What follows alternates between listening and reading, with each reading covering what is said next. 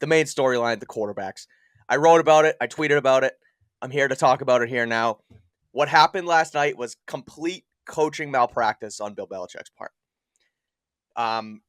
So according to reports now, if you haven't heard already, Bill Belichick, Bailey Zappe, and Mac Jones are the three people in the Patriots organization that understood that there were going to be two quarterbacks playing last night. Pretty much that was it. The rest of the team, the offensive unit, was not aware. Ramondre Stevenson, Mike Onwenu, Jacoby Myers after the game all said that they didn't know anything was going to happen with the quarterbacks. I think they thought Mac was going to play. I mean, it's still sort of unclear what's going on. And, Bill said it wasn't because of Mac's injury that he was pulled. He also said it wasn't a performance-based thing when he was pulled after throwing the interception. So it's all over the place, and it's really bad because Bill Belichick always tells us, he always says he does what's best for the team. Last night, whatever happened, whatever he did in the quarterback room was not the best thing for the team. Yeah, it really wasn't. And like you said, there's really not a lot of clarity here in mixed messaging. And I don't even want to say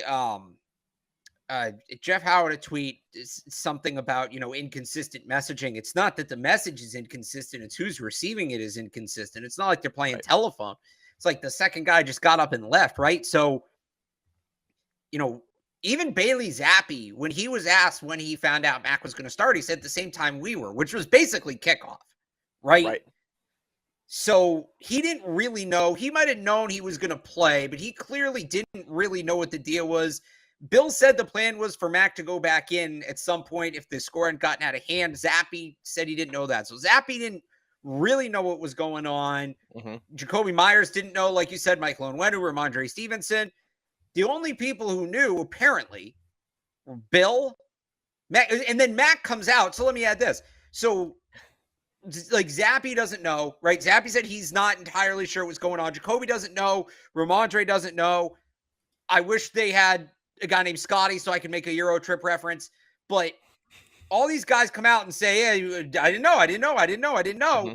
And then Mac comes to the podium and says, oh, Bill communicated the plan. Great. Bill was an excellent communicator. I knew exactly what was going on. What?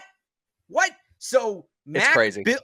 Bill knew, Mac knew, Adam Schefter knew, and Troy Aikman knew. He told the 1990 starting quarterback of the Dallas Cowboys before he told his own backup quarterback. There's absolutely no reason for that to happen. Everybody should be on the same page. We didn't get answers about reps, which who knows what the reps looked like during the week if this was the plan. Mm-hmm. I'll say this. You go back to the summer, right, where, I don't want to say I defended the offensive play caller situation. I was probably less aggravated by it than some because, as I said at the time, and I believe this is true for most of the Patriots, the stuff they keep close to the chest, it doesn't necessarily matter if we know. It may be frustrating for us trying to do our jobs, but in terms of the outcome for the team, as long as they know in the building, whatever, right? As long as they know whatever. And it felt like, whether you agree with it or not, that the players all knew what the plan was for the offensive play caller. As long as they know in the building, fine. Right. This doesn't feel like that. No, it doesn't. I can't sit here and say, as long as they know in the building, Bill can dink around with us. Because they don't know. They're telling us they don't know. And right. It's like maybe it's a 1 week thing. Like maybe they clean it all up against the Jets, but it doesn't feel like that. That's the case to me. It feels like this is still going to be a thing. That was going to be my next point. It's like, yeah, sure. Make the media run around in circles. Make us go loco on our Twitter accounts. Fine, and in our articles all week. Whatever. Don't tell us. We don't know. Day by day. Ha ha ha. Smile, smile, smile. We don't know. Everybody laughs. All fun and games. No, because the team doesn't know, right? If after the game last night, they did what they did, and we finished up, we went downstairs into the media room, and Zappe and Bill and everyone said that was what was going to happen. And then we also talked to the other guys and they say, yeah, we knew that was going to happen. Fine. At least you told them. At least that's your game plan. And that was your plan throughout the week. At least it feels like there's some sense of direction. Exactly. Right now, zero sense of direction. It's quite literally coaching malpractice. It's not how you win football games. It's not a recipe to win, and it was embarrassing. It's too bad. And now, because Zappe finishes the game, finishes poorly, so you have a quarterback who's not that good, a fourth-round quarterback that you may have to rely on if that's the way you're going to go, or you have Mac Jones, who just got booed out of his own stadium and listened to his fans chanting Zappe at him for 3 hours. It's terrible. Both quarterbacks are in really bad positions. The team looks like in a really, really bad place because of what happened last night. Coming into a game where you thought you had two quarterbacks, now you might have done. Yeah, it's here's what's crazy about it. It's like, where do you go from here? And that's what this whole show is supposed to be. We're not going to sit here and just spew the hot takes without anything behind them. We're talking about, all right, where do we go from here? Mm-hmm. This might be the first in show history. I don't know.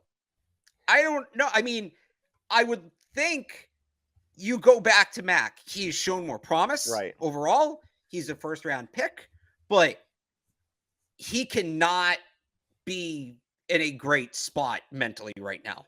No. And that is no fault of his own. Right. I have to do this in the middle of this. Someone just commented, to be fair, we didn't boo Mac. We just cheered Zappe. I don't know if this Cody Woods was at the game or not. Me and Alex were right there at Gillette last night. When Mac went out after the interception and after they had 2 3-and-outs prior, they booed. There was boos all over the place when Mac was on the field. So, yeah, like you said, his confidence could be shot. Yeah, I like, this was an ugly night for everybody. I put some of it on the fans. Understand what you're watching. We were all trying to tell you for 3 weeks, and it was, oh no, they're carrying the Patriots water and Mac people and blah, blah, blah. They don't want us to have fun with Zappe. We tried to tell you. I'm not going to mainly put it on the fans, but it was an ugly night all around. And yeah, with Mac, again, he's a first-round pick. He's shown promise, but people kind of pointed to that interception, and it was brutal interception. It was brutal. 2nd and 10, he's got Ramondre right there in the flat, 4 or 5 yards up the field, set, throw it, easy. You move on, live to the next play. Mm-hmm. But, people are talking about him reacting to the pressure of, like, the pass rush and him being sped up. And that's certainly a part of it. I've talked a ton, maybe more than most, about him being sped up and that being the issue. Mm-hmm. Yep. But it also felt like that play, some of the scrambles, like the pressure of losing his job. That was the throw of a guy who's trying to be like, hey, coach, look what I can do. Yeah. Right? Because he knows Bailey Zappe can't make that throw. Now, the difference is he can't either. Right. But he knows Bailey Zappe can't make that throw. And so now you've got this guy who basically on a snap-by-snap basis is out there playing for his job, which I know we talk about the competition of it all, right? And, quarterback competition's good. It pushes both guys. Yes, to a point. 100%. It's called a constructive competition. You want the two guys pushing each other to be better. What you have now is Mac Jones just scared. And by the way, this can't be an easy spot for Bailey Zappe either. I was looking at him on the sideline while they're chanting his name while Mac is on the field. He did not look like he wanted to be there. He looked uncomfortable. It was awkward. It was like, it's literally awkward in that quarterback room. So it's one thing if Zappe then comes in and lights it up and that little gap, that little spot at the end of the second quarter ends up being the whole game. Then it's like, all right, well, one guy's playing better. Well, neither is now. Right. It's, I don't know where they go. Again, I like to be the guy that sits here and gives you the logical, well, this, and this. And maybe you don't want to hear it, but it's going to be A, then B, then C, then D. I don't know. I really don't know. This is not a hot take show. This is not Felger and Maz. We try to just break it down the way it is. Let's talk Patriots. Let's get into it, right? It's not an overstated thing that what happened last night. This is not just like media conjugation of a storyline. Like, this is real. Like, this legitimately happened in front of our faces, and there is like a legitimate like issue on our hands in the Patriots quarterback room. Let's get into it a little bit more in depth. We'll talk about both guys and see what they did and kind of what you make of what they can do moving forward, whether it's Mac or whether it's Zappe. Mac goes 3 of 6 for 13 yards passing, had the 24 yards rushing, and had the interception from Jaquan Brisker. He looked, like you said, he looked a little bit sped up on the scrambles. Maybe he was he was sped up, but his ankle looked okay, and he was still fine. Yeah, his ankle looked fine, and they were moving the chains a bit with some of those scrambles that he made. So like when it comes to that, I didn't think that the first 2 drives, I didn't think he did much wrong. There was a bunch of penalties, mainly on, I think Trent Brown had a couple, the offensive line. So they put him in a bad spot originally, his teammates, on the first 2 drives. The third drive, like you said, a guy who looks like he's just playing for his job, like a guy who knows in the back of his head, like, look, if I don't do this right now, then Bailey's going to come in and he's going to play better than me. So like, I also, it still looks like they're calling the offense differently with the 2 guys. Oh yeah, no, they went back to weeks 1 through 3 when he was in the game. 100%. Which is crazy. It's like, it's insanity. Everyone talks about the definition of insanity is doing the same thing over and over again. And if it doesn't work, you do it again. Like that's literally what they did with Mac in the game. Spread him out, very limited play action, no under center, 4 wide, let Mac throw it deep and see what happened. It clearly didn't work the first time, and it clearly didn't work again last night. It blows my mind. I have some stats on it, but I'll get into that in a second if you have any initial thoughts just on Mac's stat line and kind of what we saw from him in his lonely 3 drives.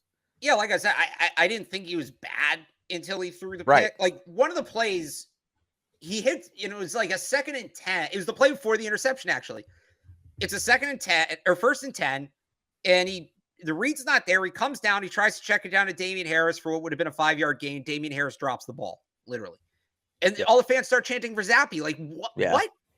And so it's, it could have gone better, but there was nothing that I saw where I was like, oh, wow, no, he's regressed. And then he throws the pick. But you got to let the guy ease back in. So I thought it was a quick hook.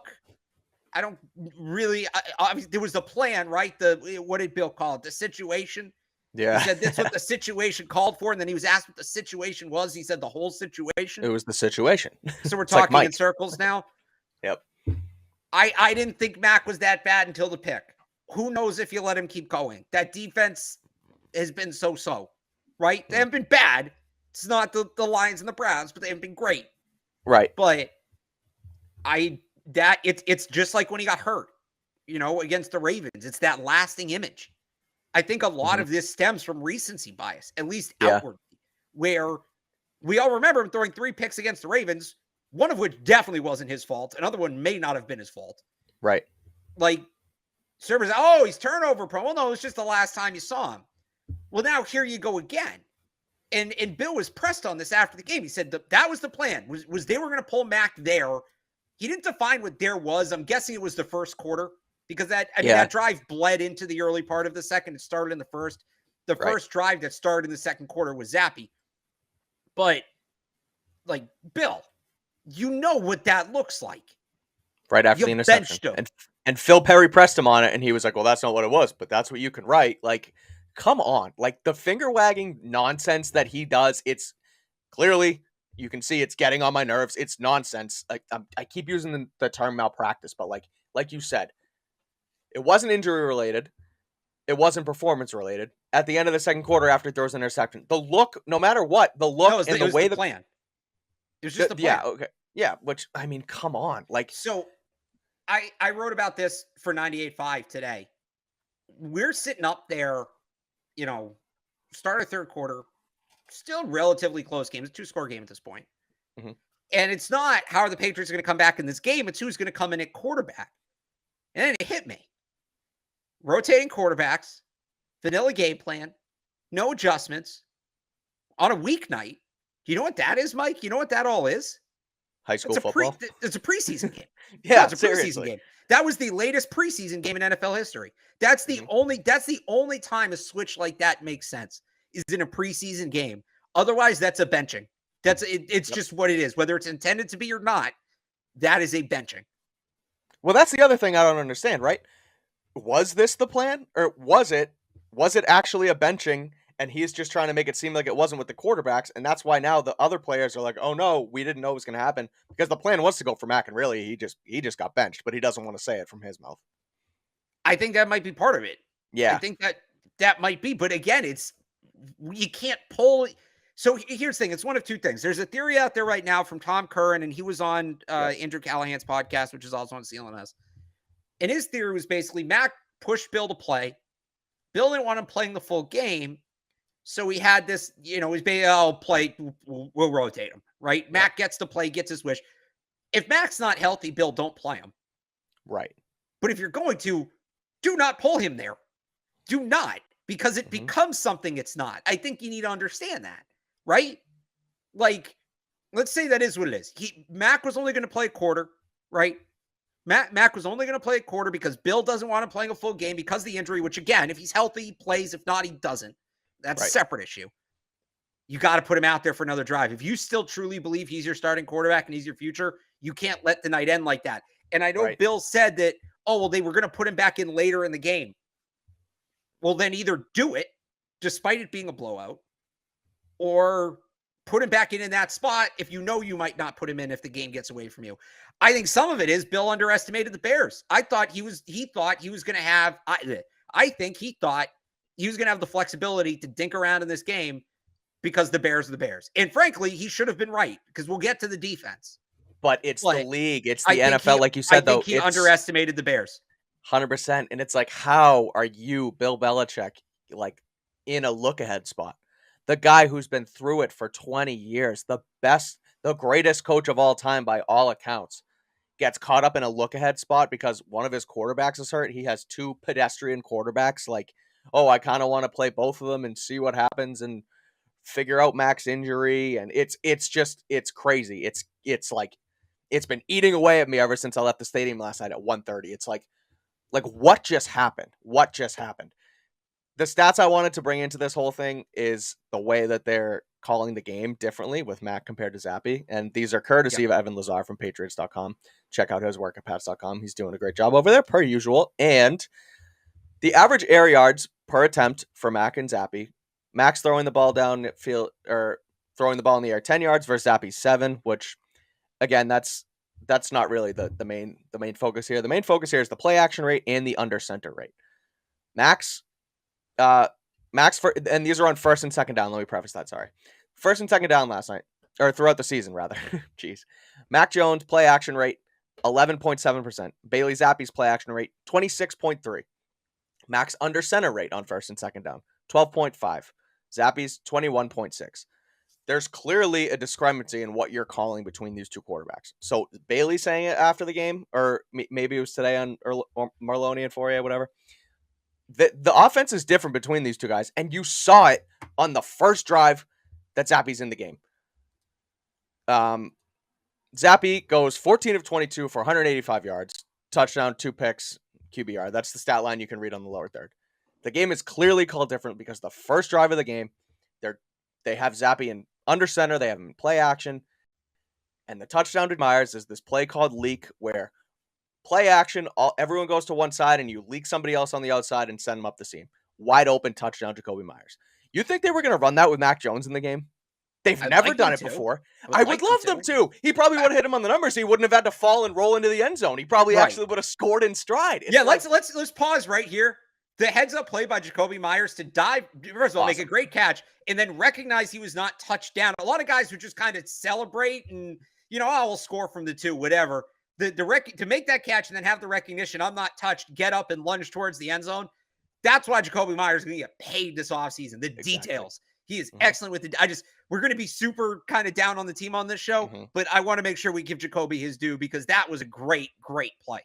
Give Jakobi his due because one, he's awesome. He's been awesome. Yeah. Makes that heads up play, and he pushed back on the coaches a little bit after the game too, which I love. I mean, you got to give us something, and he's the one that's been doing it this year. So, but yeah, it's like Mac's in the game, and they're just saying, "All right, kid, let's see it. Go sling it, spread him out, and throw it in the air." Which there was a play, the one he threw to Thornton, going back on Mac before we get into Zappe. The deep ball to Thornton was actually a pretty good ball. It looked like Thornton just got tied up a little bit and Mac got hit as he threw. It was a good throw. So I mean, it can work in pieces, and if that's a completion, that's great. Like we've talked about it ad nauseum on this show. Run the offense that you've been running with Zappe and integrate this deep passing game into it a little bit. And it's like they just went back to this nonsense offense with Mac. It just feels like when Mac's in the game, and I think he feels this way. It's on him. Here's a patchwork offensive line. Here's new receivers. Here's a new play caller. Here's a new offense. Just figure it out, right? And I think he feels the pressure if he has to make he has playmakers he can get the ball to now. Devontae Parker, Tyquan Thornton, Jonnu Smith was on a bit of a run there, but it's like he feels it to me watching him. I think he feels like he has to be like Patrick Mahomes, which should be is not the case. And if it is the case, is really, really troubling. They're asking too much of him. With Zappe, it's much more playing to his skill set, which is what you want to do. I don't care who your quarterback is. You play to your quarterback skill set. That's what every team does. That's what they do. Great quarterbacks, right? So that's, anyway, I know we're trying to get to Zappe, but. No, that's fine. Yeah, that's kind of what it is. And you just mentioned it. It's like, okay, Zappe goes in the game and he plays awesome for the start.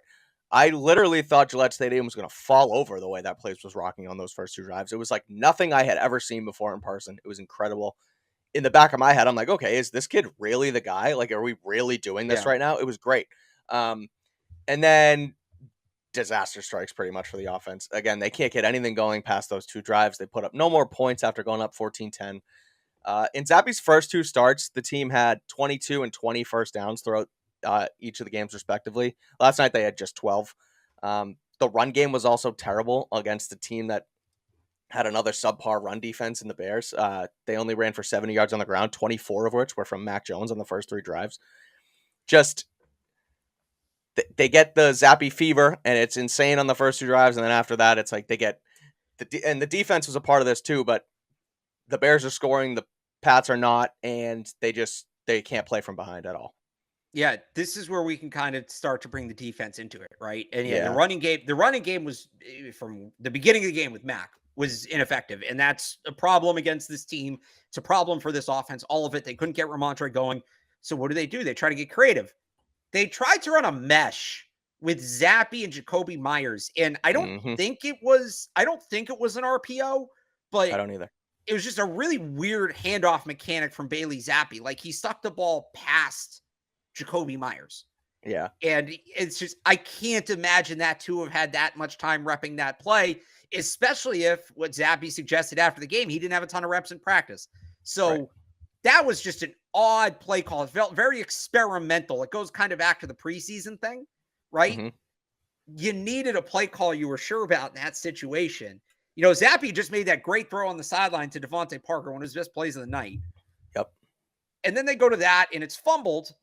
The Bears go down, score, get the opening kickoff, score. And now then the Patriots go 3 and out, which the offense could have done better. Bears score again. Now all of a sudden, game's over, right? The time differential in terms of time possession, the third quarter is like 13 minutes to 2 or something like that. It's very lopsided. So, look, Zappe couldn't lead them from behind. That's something that happened.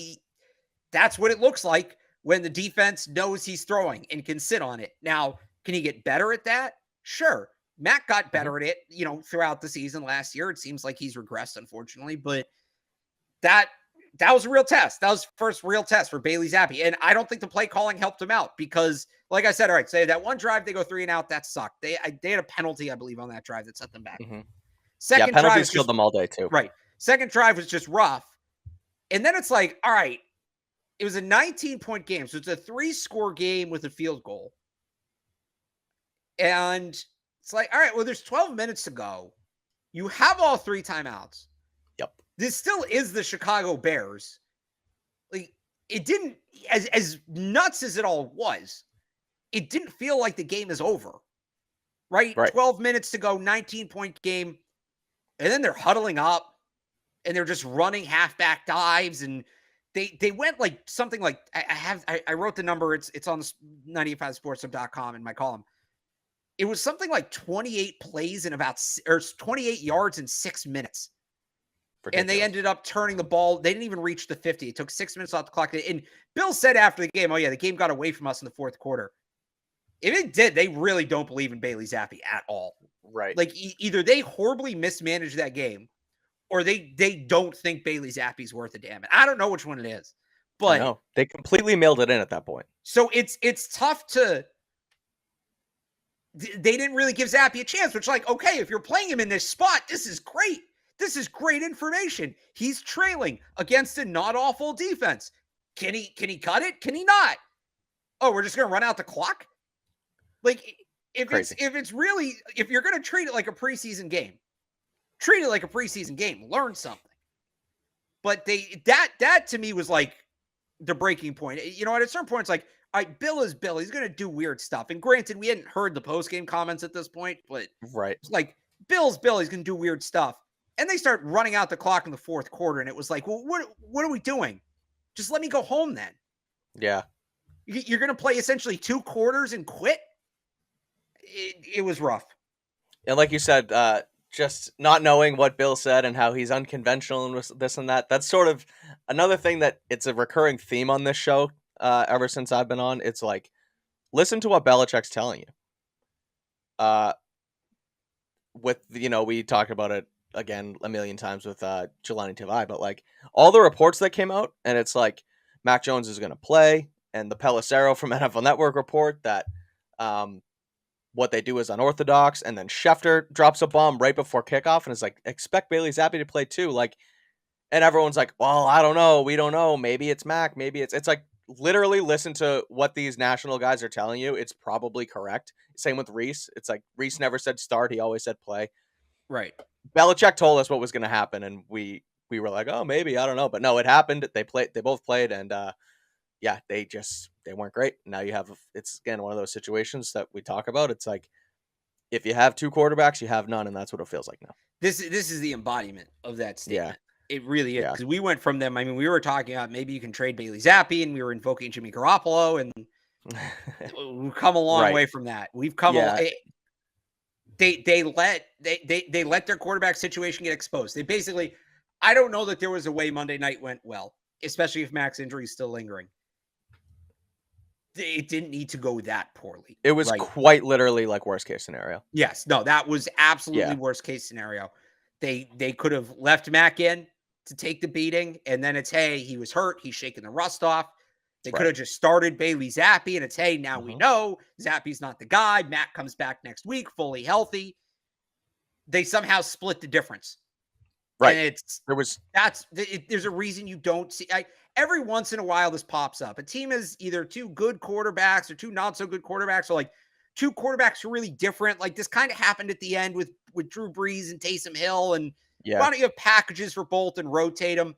And you see it in college occasionally. Like Michigan did it at the beginning of this year. They were splitting starts and splitting halves. There's no preseason. You got to figure out who your quarterback is in some way.